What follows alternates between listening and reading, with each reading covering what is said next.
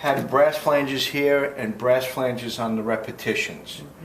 Okay, the unusual thing was the cutting of the hammers. Those are the original hammers, I bet. Yes. The way I think I see this, this basically looks to be all original. Good God. Okay, from 1856. Okay, now the condition of the back checks on wear and tear, the conditions on, not, you know what? The knuckles look to be a little too clean to look to be original, but I've never seen an oval shaped knuckle before. So that might also date it. Okay, and again, I'm basing things on coloration, but the coloration throughout the keyboard seems to be consistent. The color of the back checks, the skins, the color of the wood on the repetitions, the color of the wood on the shanks, all seem pretty consistent throughout the keyboard. So again, that might verify that it's still original. Okay, which would be an amazing factor within itself. I find it very unusual, being a person who's been in this industry that feels like it's forever, but to see hammers cut on this type of an angle. But I guess that coincides with the fact that it's a cocked hat. Okay, but everything, and I'm really intrigued or impressed, I should say, by the quality of the wood on the repetitions and on the shanks.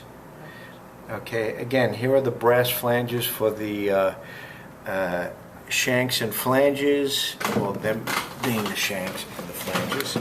And back here would be, you might be better off seeing it on your end.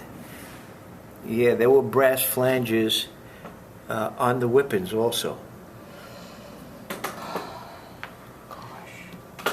The underlever system seems to be all original also and intact from back then.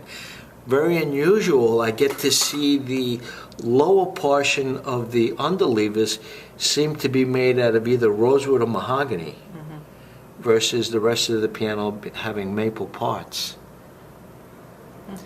Very interesting.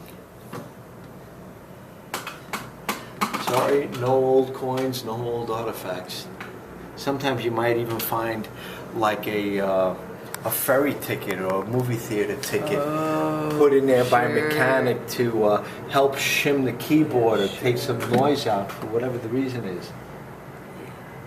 And it's nice, obviously, when you can always find a date on it. Yeah. Oh gosh. Yeah. These things that Robin refers to as the coverings, I bet these are original. Yeah, it pretty much seems to be all original. Wow. Okay, I want to do something here. I'm going to ask you if you can move your stuff from the table there. This way I can put everything on the table. Okay, let me try. And it is a capstan action.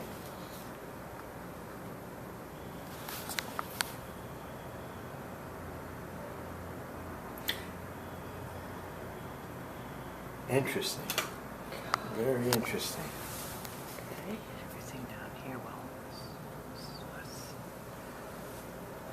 No props, no glides. It basically, the keyframe sits right into the key bed itself.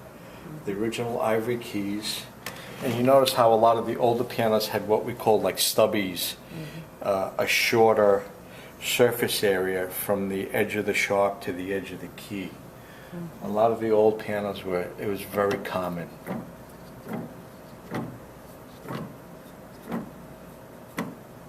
Boy, I'd like to regulate this one and see how it's going to feel and perform. You see on the side there, a lot of wear and tear, how the top of the hammer, the felt, is very close to the core. Yeah, that's unfortunate, but yeah, what can you do? I don't know if they can be refelted as is, okay, and what it would do to it. It's a little hard. Well, obviously they were worked on because I see the cutting of the felts, but I can't tell if it was reshaped between here and date of birth, Or is that just all years of compacting due to wear and tear? The brackets which hold the stack to the keys are made out of wood, and the screws it gets screwed in from underneath the keyboard. So if we kind of lift this up a little bit, we get to see where the screws are for the stacks themselves. Right. Okay, I'm curious to see if I get to see anybody's name or any dates on this thing. Yeah, because years back, a lot of the artists actually took pride in what they did and would sign everything. Even the key frame, unusual, because it's a different type of wood, because a lot of the older pianos actually were all made out of maple. This looks like it was mahogany. Very interesting, Artis. I know it is. It's chilling, actually, to do this. Again, my biggest thing is if I can find a name. Oh, here we go. Oh, you're kidding me. No, I am not. Oh, my. That looks like a number 47. And there's someone named on it. Piemett, I'm guessing, or Mitt. As soon as I take the keyboard out of the way, I'll let you photograph it. Yes, right.